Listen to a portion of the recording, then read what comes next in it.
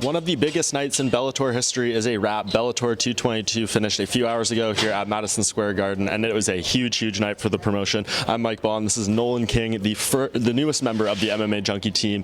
Nolan, this is a big card we can look back on. Of course, in the main event, Rory MacDonald makes it a nice 30 or so hours for Canadian sports after the Toronto Raptors here win the NBA championship. He defends his welterweight title in the main event against Nieman Gracie. What did you make of Rory's performance after everything leading up to this fight, coming out of the last fight with John Fitch? We didn't really know what to expect. Yeah, I mean, I think physically he looked great. I think the fact that he could go in there, he could compete with a Brazilian jiu-jitsu black belt like the Gracie, a guy whose name is synonymous with jiu-jitsu, and hold his own. You know, he survived a number of submissions. He had Gracie in a lot of trouble as well.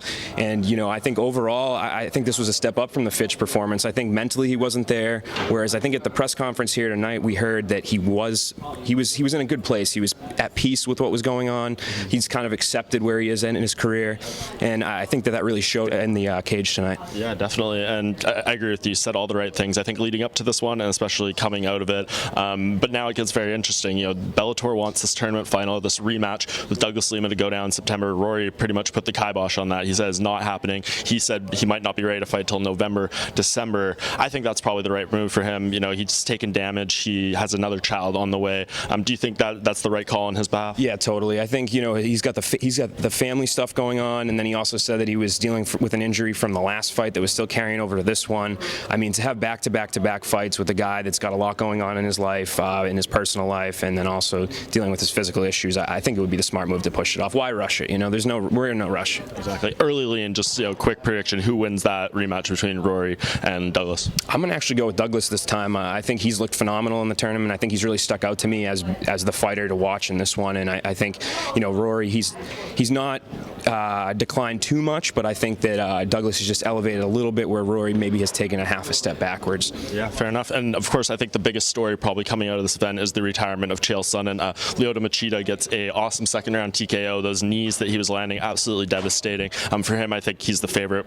Probably people expected him to win, and for Machida, it looks like he's going to go on and fight for a title. We don't know which division, but flipping to Chael, this is, you know, seemingly the end of his career. I mean, he's retired once before and come back. We know how these things work. I think every MMA retirement comes with a little bit of a you know, pause in the back of your mind. But if this is the end for Chael, how will you remember him? Oh, I think the one word I would use for Chael would be unique. You know, he carved out a place in this sport that not many other fighters could carve out. He has so much going on for him. You know, he's on the desk working. You know, he's working with ESPN. He's working for Bellator. He just did things his way, and not many fighters, past, present, it would be hard for fighters to emulate him in the future. I think there's only one Chael Sonnen, and that's really what it comes down to. He was never the best fighter, but he was a guy that was able to entertain the fans, and when it comes down to it at the end of the day, that's what it's all about. If you're Machida, switching back to him, it seems like the door is open for him to fight for the title against Ryan Bader at 205, or if Mousasi keeps the belt, we don't know, maybe he loses it coming up in his next fight. He doesn't have an easy matchup either with Lyoto Jr., but if you're Machida, which fight are you taking? Which champion are you pursuing? I mean, I would go at 205. He says he feels more comfortable there, and then also, you know, he has a win over Ryan Bader. So for me, that would be the one that I would go towards. You know, you always have the 185 in your back pocket. You know, you're going to take on the bigger guy. You're going to take on the bigger champion. So that's where the direction that I would go. I think there's a high likelihood that Ryan Bader versus Czech Congo goes towards Ryan Bader's side. I think Mousasi Lovato's a little bit of a closer fight. So if I'm Machida, I need to set my sights on something. I would go with what I can predict is going to happen, and that would, I think, Bader would be the matchup. The other big fight on this card in my mind, of course, Kyoji Horiguchi goes out there and beats Darian Caldwell for the second consecutive time, this time in the Bellator cage, wins the Bellator bantamweight title. Interesting fight. I mean, Darian Caldwell, he clearly had a game plan that he was trying really hard to stick to. He's getting the takedowns, he was working from on top, but he wasn't really doing all that much damage in the fight.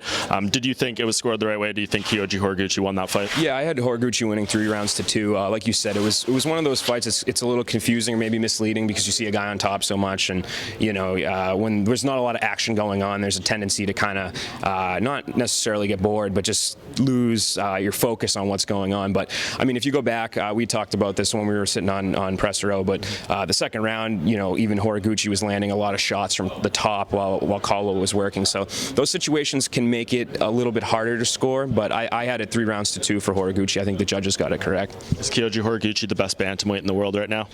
I don't know about that, but he's certainly up there, and I think that going into the potential era of cross promotion now, we might get that question answered. I think that this is a great time in the sport that promotions like Bellator and Ryzen are going for that co-promotion to figure out who the best is in the world, and they're getting along. It seems like the relationship's going great.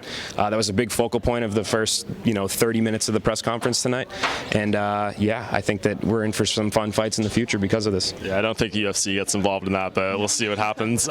Just finally, lots of other action on this card. We saw Aaron Pico lose again. We saw Dylan Dance get a win. We saw Heather Hardy take a loss. Anything that really stuck out to you in terms of the other action on this card? Yeah, I mean, I think the two performers tonight that I would say are the number one star of the evening, kind of a tie, would be Juan Archuleta, taking that step up to in competition to face a former champion, and he goes out there and gets a phenomenal KO, mind-blowing stuff. I mean, just a great performance from him and showing that he can compete for the belt. I mean, I think tonight it was echoed over and over and over again that he should be next in line. So I'm excited to see that fight down the line. And then the other one was Patrick Mix. He's a guy that's, like he said, he's 11-0 as an amateur, 11-0 as a professional, 25 years old.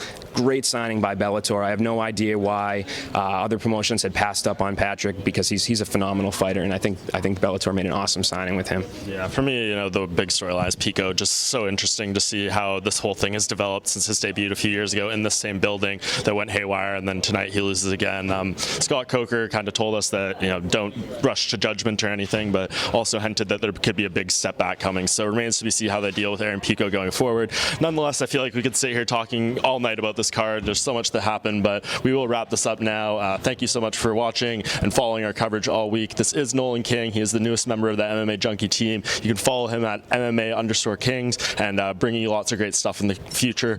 Great to have you aboard, Nolan. Great to have you covering an event for the first time, and thanks for watching our coverage on MMA Junkie all week.